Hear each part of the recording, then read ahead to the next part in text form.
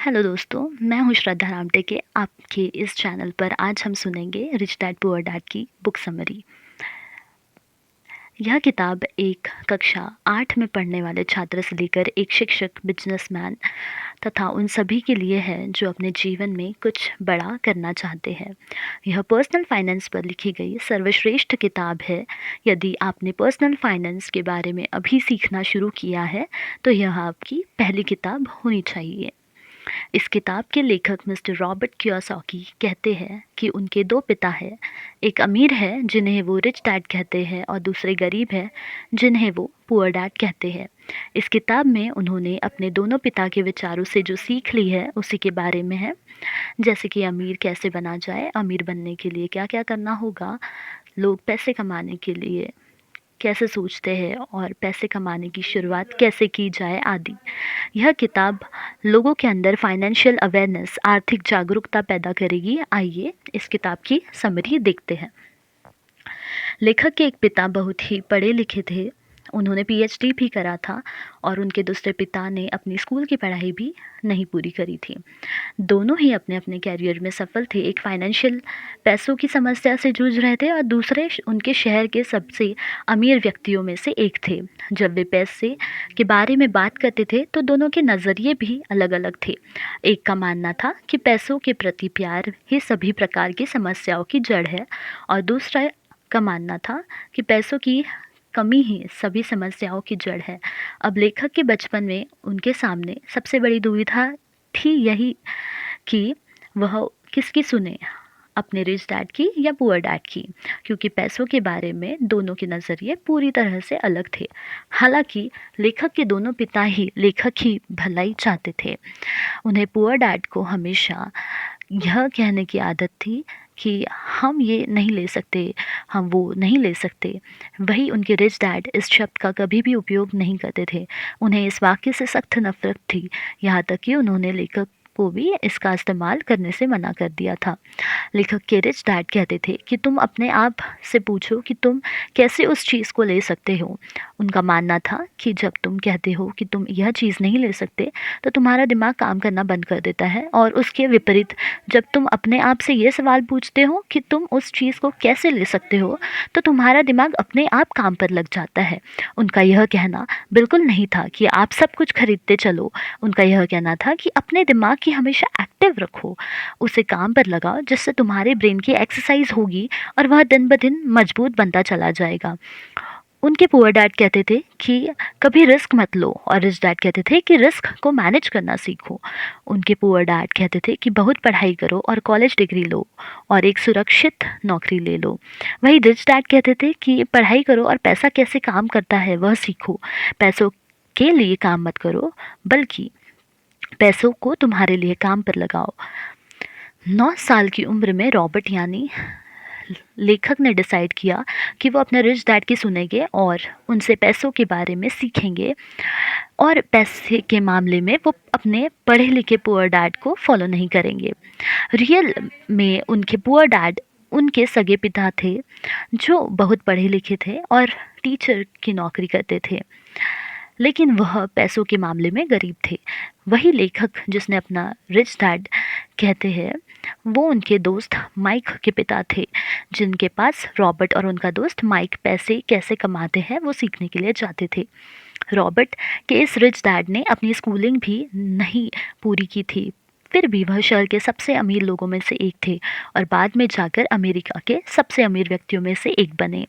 Robert और mic के कहने पर उनके रिच डैड उन्हें पैसे कैसे कमाते हैं सिखाने के लिए तैयार हो गए। उनके अमीर पिता ने उन्हें पैसों के बारे में कुछ बहुत ही महत्वपूर्ण बातें बताई, जिनके बारे में हम आगे बात करेंगे। अमीर पिता ने उन्हें कहा कि आप कितना पैसा कमाते हो यह महत्वपूर्ण नहीं है, महत्वपूर्ण यह है कि कितना पैसा आप बचाते हो। बहुत सारे लोगों को यह नियम पता नहीं है, इसलिए हम देखते हैं कि लाखों रुपए की लॉटरी जीतने वाला गरीब या मध्यम वर्गीय आदमी अचानक से अमीर तो बन जाता है, परंतु कुछ ही सालों में अपनी पुरानी हालत पर आ जाता है, क्योंकि उन्होंने बचाए नहीं, सिर्फ खर्च किया। हम यह भी देखते हैं कि कोई खिलाड़ी जो 25 से 30 साल की उम्र में करोड़ों रुपए कमा रहा है, उसके पास 10-15 साल बाद उसके पास कुछ भी नहीं बचा है। वह बेघर हो गया है और उसे अपना घर चलाने के लिए बस बसें साफ़ करना पड़ रहा है। क्या आप उस खिलाड़ी का नाम बता सकते हैं? सोचिए ज़रा, लंबे समय में आप कितना पैसा कमाते हैं वो मैटर नहीं करता है, आप कितना पैसा बचाते हैं वो मैटर करता है। आइए इसे थोड़ा और डिटेल में देखते हैं। सबसे पहले आपको असेट और लायबिलिटीज़, संपत्ति और देनदारी क्या होता है उसे समझना होगा और उनके बीच का अंतर भी समझना होगा। रिच डैड ने उन्हें साधारण भाषा में समझाया कि एसेट आपकी जेब में पैसे डालते हैं, वही लायबिलिटीज़ आपकी जेब से पैसा निकालते हैं। यदि आपको अमीर बनना है तो आपको असेट खरीदने होंगे, और यदि आपको गरीब और मध्यम वर्गीय बनना है तो आपको लायबिलिटीज़ खरीदने होंगे। कोई भी अमीर आदमी पढ़ा लिखा हो या ना हो, लेकिन वह फाइनेंशियली लिटरेट, आर्थिक रूप से पढ़ा लिखा ज़रूर होता है। यानी पैसा कैसे काम करता है यह उसे ज़रूर पता होता है। पैसा कैसे काम करता है यह भी किसी स्कूल और कॉलेजेस में नहीं सिखाई जाती है। हर आदमी का एक इनकम स्टेटमेंट, आय विवरण, बैलेंस शीट और कैश फ्लो, पैसे का बहाव होता है। इनकम स्टेटमेंट में दो भाग होते हैं, एक इनकम कमाई और दूसरा एक्सपेंसेस, खर्चा। यह आपको बताता है कि आपने कितने पैसे कमाए हों और कितने खर्च किए हैं, तथा सब खर्च निकालने के बाद आपके पास कुल कितना पैसा बचा है, कुछ बचा भी है या नहीं। बैलेंस शीट में भी दो भाग होते हैं, एक असेट, संपत्ति, और दूसरी लाइबिलिटीज़, देनदारी। आपके असेट आपके लिए पैसा बनाते हैं, या आपको पैसा कमा कर देते हैं, जिसे ज़मीन, शेयर मार्केट और बॉन्ड्स में लगाया जाना पैसा, इंटेलेक्चुअल प्रॉपर्टी, बौद्धिक संपदा आदि। लाइबिलिटीज़ का मतलब देनदारी, जैसे घर या कार का लोन, क्रेडिट कार्ड का लोन आदि। नीचे दिए गए डायग्राम में एरोज़, तीर, हमें कैश फ्लो यानी पैसों का बहाव बताती है कि आपको पैसा कैसे व कहाँ से आ रहा है और वह कहाँ और कैसे बाहर जा रहा है। एक गरीब आदमी का कैश फ्लो कुछ ऊपर डायग्राम जैसे होता है, मतलब गरीब आदमी के पास कमाई का स्रोत सिर्फ वेतन होता है। उनका लगभग पूरा पैसा कर, घर का किराया, खाना, कपड़े आदि में चला जाता है। महीने के अंत में अधिकतर इनके पास न के बराबर पैसा बचता है या कुछ नहीं बचता है। दूसरा, अब गरीब आदमी की बैलेंस शीट देखते हैं। गरीब आदमी का असेट का कॉलम हमेशा खाली रहता है। वह इसलिए होता है क्योंकि उनके पास महीने के अंत में कुछ नहीं बचता है। यदि बचता भी है तो वह उसे एसेट्स में नहीं लगाते हैं, बल्कि वह उसे टेलीविज़न आदि जैसे मनोरंजन साधन खरीदने में खर्च कर देते हैं। ऐसा इसलिए होता है क्योंकि उन्हें किसी ने एसेट्स के बारे में किसी ने बताया नहीं होता, न ही स्कूल में, न माँ बाप ने और न ही दोस्तों ने। लाइबिलिटीज़ वह खरीद नहीं पाते हैं क्योंकि उनके पास उतने पैसे बचते ही नहीं हैं। आइए अब मध्यम वर्ग के आदमी का कैश फ्लो देखें।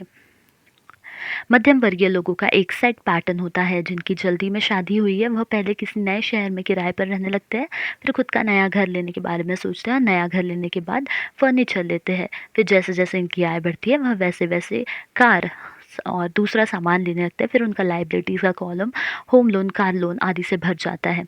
इसके बाद लोन की किस्तों की वजह से उनका खर्चा बढ़ता है और उनकी पूरी सैलरी उनके मासिक खर्चे में ही चली जाती है। इस प्रकार उनका पूरा एसेट्स कॉलम खाली ही रह जाता है। आइए अब अमीर आदमी का कैश फ्लो देखते हैं।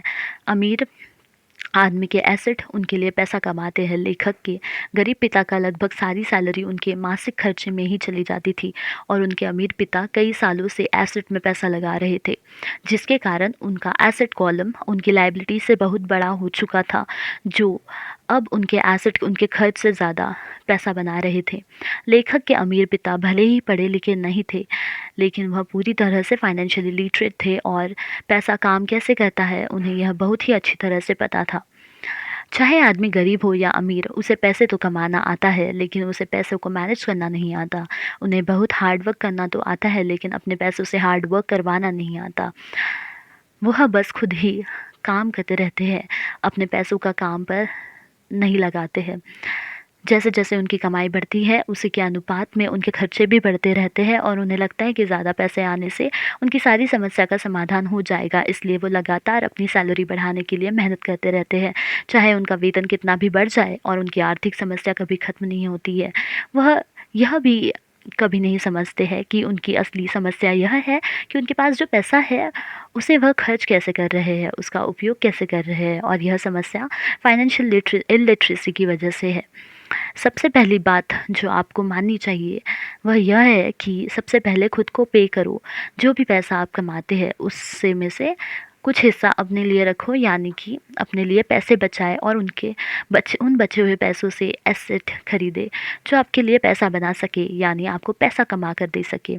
अमीर और गरीब लोगों में सबसे बड़ा अंतर यह होता है कि गरीब लोग पहले सब पैसे खर्च कर लेते हैं, फिर आखिर में अपने लिए रखने के सोचते हैं, जिसकी वजह से ज़्यादातर समय वह अपने लिए कुछ भी नहीं बचा पाते हैं और अंत में न ही वह उसे किसी एसेट में निवेश कर पाते हैं। वही अमीर लोग सबसे पहले अपने लिए पैसे बचाते हैं और उसके बाद अपने खर्चे करते हैं। यह करने के लिए बहुत ही प्रयास और सेल्फ डिसिप्लिन की ज़रूरत पड़ती है। कई बार आपके सामने कुछ आर्थिक समस्या आएगी, फिर भी आपको सबसे पहले खुद को ही पे करना है और उसे बचाना है। जब आप अपने ऊपर सेल्फ डिसिप्लिन करना सीख जाएंगे तो समझ लीजिए कि आपने अमीर बनने की तरफ अपना पहला कदम बढ़ा लिया है। जो लोग सबसे पहले खुद को पैसे देते हैं उनका कैश फ्लो कुछ इस तरह होता है, जैसे जैसे आप अपने लिए पैसे बचाकर उसे एसेट में निवेश करेंगे, वैसे वैसे आपकी कमाई के स्रोत बढ़ते जाएंगे। जो लोग सबसे पहले खुद को पैसे नहीं देते उनका कैश फ्लो कुछ इस प्रकार होता है। आप बहुत ही आराम से दोनों कैश फ्लो के बीच का अंतर देख सकते हैं। खुद को पहले पे करने वाले आदमी के एसेट का कॉलम कभी बढ़ चुका है, जिससे वह अपने अन्य खर्चे देखता है और उसमें जो बचता है उसे वह फिर से एसेट में ही निवेश करता है, ताकि उसे अपने वेतन पर ही पूरी तरह से निर्भर न रहना पड़े। वहीं पर पहले खर्च करने वाले आदमी की सारी सैलरी उसके खर्चे में ही निकल जाती है और उसके पास न के बराबर पैसे बचते हैं या नहीं बचते हैं, जिससे वह अपने एसेट कॉलम को नहीं भर पाता है। यहाँ सबसे महत्वपूर्ण बात यह निकल कर आती है कि अमीर लोग सबसे पहले एसेट वाले कॉलम पर फोकस करते हैं और गरीब लोग इनकम स्टेटमेंट पर फोकस करते हैं। अमीर लोग अपना पैसा बिजनेस, शेयर, सरकारी बॉन्ड और रियल एस्टेट में निवेश करते हैं, वही कई और जगह भी पैसा लगाते हैं जहाँ से उन्हें एक रेगुलर इनकम मिलती रहे। उनका यह निवेश उनके लिए एसेट है जो उनके लिए पैसा कमाते हैं। जो एसेट आपको पसंद है, आपको उनमें निवेश करना चाहिए। आपको यह पता करना चाहिए कि कौन कौन से एसेट की श्रेणियाँ आपको अच्छी लगती है, उसके बारे में बहुत ही गहराई में जाकर अध्ययन करना चाहिए, जानकारी लेनी चाहिए, जैसे वह आगे आने वाले समय में किस प्रकार का आपको मुनाफा दिलाएगी, उस एसेट से कोई अन्य स्रोत भी बन पाएगा या नहीं।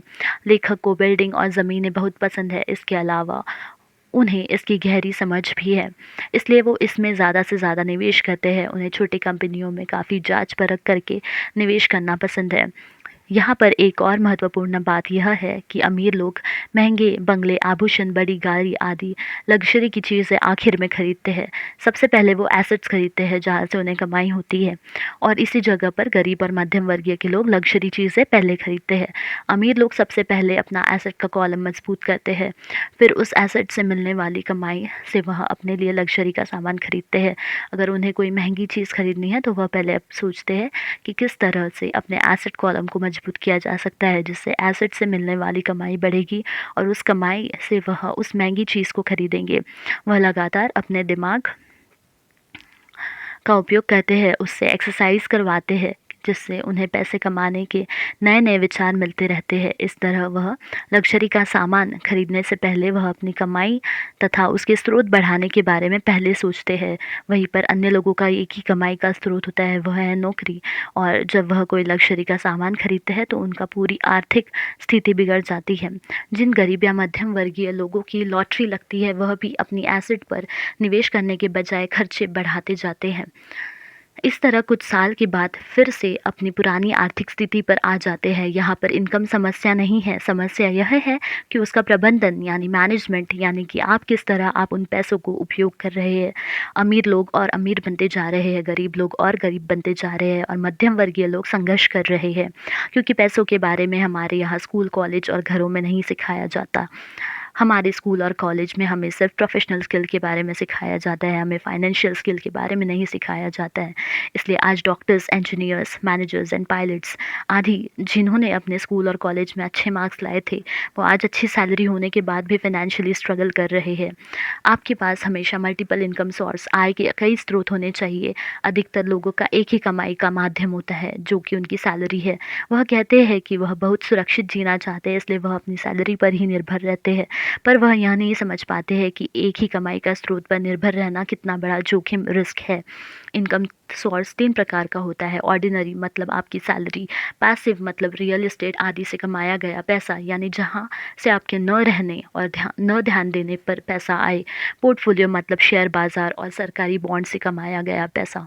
आज के समय में दुनिया के सबसे अमीर आदमी अमेज़न के संस्थापक श्री जेफ बेजोस और दुनिया के सबसे महान निवेशक Shri Warren Buffett portfolio income की वजह से अमीर बने हैं। वही अगर बात करें अमेरिका के राष्ट्रपति श्री डोनाल्ड ट्रंप और इस किताब के लेखक श्री रॉबर्ट की, तो वो पैसिव इनकम की वजह से अमीर बने हैं। लेखक के रिच डैड हमेशा कहते थे कि तुम्हें अपनी ऑर्डिनरी इनकम सोर्स को जल्द से जल्द पैसिव इनकम या पोर्टफोलियो इनकम में बदलना चाहिए, यानी अपना पूरा ध्यान एसेट कॉलम पर बढ़ाने पर देना चाहिए। लेखक के रिच डैड हमेशा कहते हैं कि तुम्हें अपने ऑर्डिनरी इनकम सोर्स को जल्द से जल्द पैसिव इनकम या पोर्टफोलियो इनकम में बदलना चाहिए, यानी अपना पूरा ध्यान एसेट का कॉलम बढ़ाने पर देना चाहिए।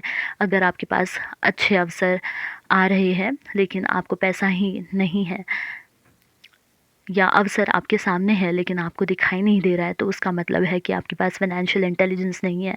दिमाग हमारा सबसे पावरफुल एसेट है। अगर उसे हम अच्छे से ट्रेन करते हैं तो आपको कई अच्छे अवसर ढूंढने में और अच्छे अवसर उत्पन्न करने में मदद मिलेगी, जिससे आप बहुत अच्छी कमाई कर सकते हैं। Focus on learning not earning. आपको लर्निंग पर फोकस करना होगा। आपके दिमाग को फाइनेंशियली ट्रेन करना होगा। आपका माइंड फाइनेंशियली ट्रेन होगा तभी वह नए फाइनेंशियल अवसरों को देख पाएगा। कोई भी चीज़ सीखते हुए आपको अपना माइंड खुला रखना चाहिए। आज के समय में लोग बहुत सारे, जब उनके सामने कोई नया विचार आता है तो उसे सही से नहीं सुनते हैं या अनसुना कर देते हैं। वहीं पर जो सही में बुद्धिमान होते हैं वह नए विचारों का खुले मन से स्वागत करते हैं, उसे तुरंत नोट कर लेते हैं। वह बोलने से ज़्यादा सुनने पर फोकस करते हैं। आज के समय में जो अलग अलग एसेट्स हैं, जैसे कि ज़मीन, शेयर बाज़ार, सरकारी बॉन्ड, नए बिजनेस आदि, आपको किसी में भी निवेश करने से पहले अपना दिमाग खुला रखकर उसका स्टडी करना होगा। जो लोग लर्न की जगह अर्न पर फोकस करते हैं वह पैसा तो कमाते हैं लेकिन उसे अच्छे से मैनेज नहीं कर पाते, फिर आगे चलकर किसी न किसी फाइनेंशियल समस्या में फंसते रहते हैं। फाइनेंशियल नॉलेज न होने की वजह से लोग अपने पास चल रही जल्दी से अमीर बनने वाली किसी योजना में किसी के कहने पर पैसा लगा देते हैं, फिर उसके बाद वह कंपनी उनका पैसा लेकर भाग जाती है। इसलिए लेखक के रिच डैड ने उनसे कहा है, पहले लर्निंग पर ध्यान देना चाहिए, बाद में अर्निंग पर। फाइनेंशियल लिटरेसी आजीवन चलने वाली प्रक्रिया है। जब भी तुमसे गलती होगी तो तुम उससे सीखो और अगले समय वह गलती न करो। गलतियों से बिल्कुल न डरो। जब कोई जीतने के लिए खेलता है तो उससे गलतियां होती है, लेकिन सबसे महत्वपूर्ण है कि उस गलती से सीख कर आगे अच्छा करना। रिच डैड ने लेखक को रिस्क मैनेजमेंट, जोखिम प्रबंधन सीखने को कहा। इस संदर्भ में मिस्टर वॉरेन बफेट ने कहा है कि risk comes from not knowing what you are doing. आप क्या कर रहे हैं, यदि आपको वह पता नहीं है तो वह जोखिम है। यदि आप गाड़ी चला रहे हैं और आपको गाड़ी चलाना नहीं आता है तो वह रिस्क है। इसको कम करने के लिए पहले आपको गाड़ी चलाना सीखना पड़ेगा। इसी तरह फाइनेंशियल रिस्क को भी फाइनेंशियल ज्ञान और स्किल डेवलप करके कम किया जाता है। इसलिए किसी भी एसेट में निवेश करने से पहले उसके बारे में सही से जानना और उसके बारे में स्किल होना बहुत ज़रूरी है। आइए हम आगे देखते हैं कि लेखक ने अपने फाइनेंशियल ज्ञान और स्किल का उपयोग करके कैसे पैसे कमाए। 1989 में रॉबर्ट अमेरिका में जहाँ रहते थे उसके पास के एक स्थान से गुजर रहे थे। वहाँ उन्होंने देखा कि वहाँ के अधिकतर घरों पर सेल के बोर्ड लगे हैं। उस समय अमेरिका में मंदी आ गई थी, शेयर बाज़ार टूट चुका था तथा वहाँ की रियल एस्टेट का बाज़ार भी बहुत ही ख़राब हालत में था। उन्होंने देखा कि वहाँ पर एक घर के नोटिस बोर्ड पर बहुत दिनों से सेल का बोर्ड लगा हुआ था। तब वह उस घर के मालिक से मिले। उन्होंने उसके मालिक से पूछा कि यह घर कितने में बेच रहे हो? उसने कहा कि मैंने बहुत दिनों से इस घर को बेचने के लिए बोर्ड लगाया है, लेकिन कोई भी यह घर देखने के लिए और दाम पूछने के लिए नहीं आया, तो आप ही घर देख लो और मुझे इसका दाम बताओ। रॉबर्ट को वह घर बहुत पसंद आया और उन्होंने वह घर $20,000 में ख़रीद लिया। फिर उसके बाद उन्होंने उस घर में किराएदार रखे। 1-2 साल बाद जब उस स्थान पर रियल एस्टेट का मार्केट बढ़ने लगा तो लोग उस स्थान पर घर खरीदने लगे। उस समय उन्होंने $20,000 में खरीदा घर $95,000 में बेच दिया। यहाँ ध्यान देने वाली बात यह है कि उन्होंने सिर्फ़ उस घर के दाम में ही मुनाफ़ा नहीं कमाया, बल्कि उसमें किराएदार रखकर भी उससे पैसा कमाया। उसके 1 महीने बाद फिर उन्हें एक अच्छा फ्लैट मिला जिसका मालिक जर्मनी का था। उन्हें उस एरिया के रियल एस्टेट मार्केट के बारे में ज़्यादा जानकारी नहीं थी। वह बस उस फ्लैट को जल्द से जल्द बेचकर जर्मनी जाना चाहते थे। अब लेखक उसके साथ मेल भाव करके वह फ्लैट भी खरीद लिया और 2 साल बाद लगभग 1.5 गुना दाम पर उसे बेच दिया। उन पैसों से फिर उन्होंने एक मंदी वाले एरिया में घर खरीदा और जब वह पर मंदी ख़त्म हुई तो उसे बेचकर अच्छा मुनाफा कमाया। इसकी मदद से वह बताते हैं कि कैसे कम पैसों को ज़्यादा पैसों से बदल सकते हैं। उसके लिए आपके पास उस एसेट से जुड़ा आर्थिक ज्ञान होना चाहिए, तभी आप अपने अच्छे अवसर ढूँढ पाएँगे। लेखक को रियल एस्टेट की ज़मीन, घर और छोटी कंपनी में निवेश करने में दिलचस्पी है, इसलिए वह उसके बारे में ज्ञान इकट्ठा करते हैं, फिर अच्छे अवसर तलाशते हैं। आपको जिस एसेट में इंटरेस्ट है उसका अच्छा ज्ञान लीजिए, फिर उसमें निवेश करने के बारे में सोचिए। दोस्तों, अंत में लेखक ने पुनः एक बार याद दिलवाने की कोशिश की है कि गरीब और मध्यम वर्ग के लोग पैसों के लिए काम करते हैं, वही अमीर लोगों के लिए पैसा काम करता है। अमीर लोग अपने एसेट कॉलम को बढ़ाने में लगे रहते हैं। उन्हें उससे जो मुनाफा मिलता है उसे वो वापस वही और पुनः निवेश करते हैं। इस तरह उनका पैसा उनके लिए लगातार काम करता है। किसी भी एसेट में पैसा लगाने से पहले उसमें जिन लोगों ने निवेश किया है उनसे मिले, जो लोग उसमें निवेश करके सफल हुए हैं। यदि उनसे मिलना संभव नहीं है तो उनके बारे में पढ़ें और उस एसेट के बारे में गहन ज्ञान हासिल करने का प्रयास करें। दोस्तों, यह थी रिच डैड पुअर डैड की हिंदी में समरी। आपको इस किताब में दिए नियमों को अमल में लाना होगा, तभी जाकर आप जल्दी अमीर बन पाएंगे। अब यह आपके हाथ में है कि आप जो पैसा कमाते हैं उसे पूरा खर्च करते हैं या सबसे पहले खुद को पे करके उसे बचा कर सही जगह पर निवेश करके अमीर बनते हैं। यदि आप इस किताब को पूरा पढ़ना चाहते हैं तो आप किताब खरीद सकते हैं। Thank you so much. पढ़ते रहें और आगे बढ़ते रहें।